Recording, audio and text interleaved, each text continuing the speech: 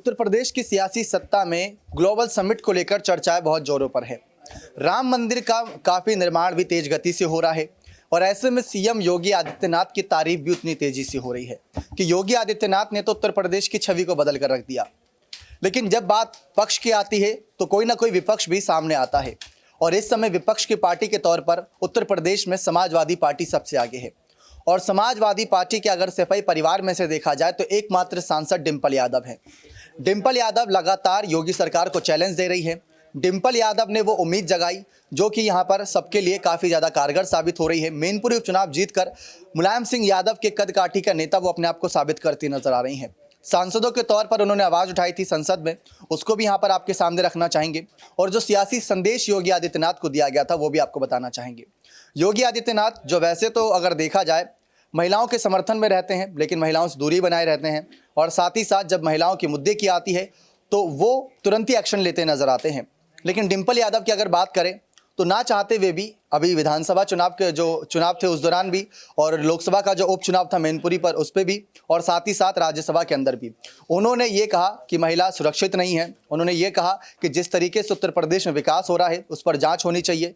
उन्होंने ये भी कहा कि योगी सरकार कई सारे झूठे आरोप लगाकर हमारे ही मंत्रियों को फंसाने की कोशिश करती है, उनके इस्तीफे करा देती है, मुस्लिम विधायकी मुक्त यहाँ पर ये पद चाहती है। तो ऐसे ऐसे आरोप डिंपल के साथ कई और विपक्षी नेताओं ने सपा के लगाए, लेकिन योगी आदित्यनाथ फिर भी उन सवालों का जवाब देते नजर नहीं आ रहे हैं।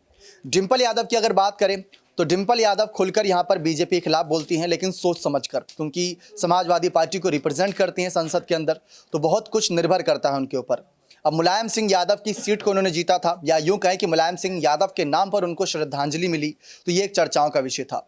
लेकिन अब जैसा कि ये लोकसभा सीट थी, एक मैनपुरी की सीट लोकसभा सीट थी, रामपुर और आजमगढ़ की सीट हारे थे लोकसभा की, उसके बाद मैनपुरी का सीट बचाना कह सकते बहुत ज़्यादा कॉन्फिडेंस देता नजर आया।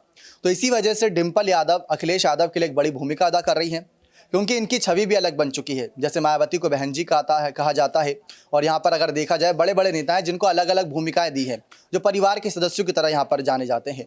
तो उसी तरीके से यहाँ पर डिंपल यादव को भी भाभी डिंपल के नाम से पुकारा जा रहा था। लेकिन अब यही लोकसभा चुनाव में सियासी संदेश देती नजर आ रही हैं कि इस बार के 2024 के लोकसभा चुनाव में समाजवादी पार्टी 5 सीटों से आगे बढ़कर कई और सीटों पर जीत बोलती नजर आएगी।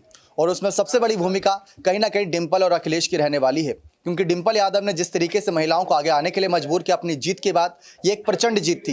इतनी बड़ी जीत तेज प्रताप, मुलायम सिंह यादव, साथ ही साथ धर्मेंद्र यादव और या बात करें अखिलेश यादव या शिवपाल यादव भी अपने समय में हासिल नहीं कर पाए।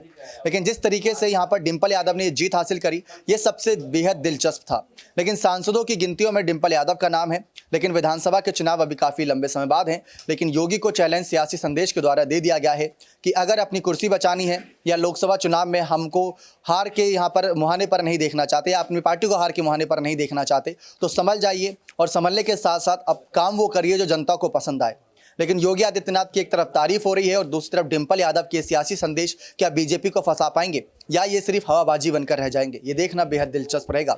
आपको क्या लग रहा है, क्या सचमुच डिंपल यादव एक कदम समाजवादी पार्टी के लिए शुभ हैं, वहां पर उनको फायदा देते नजर आएंगे? तो अपनी राय कमेंट सेक्शन में जरूर रखिएगा। बहुत बहुत धन्यवाद।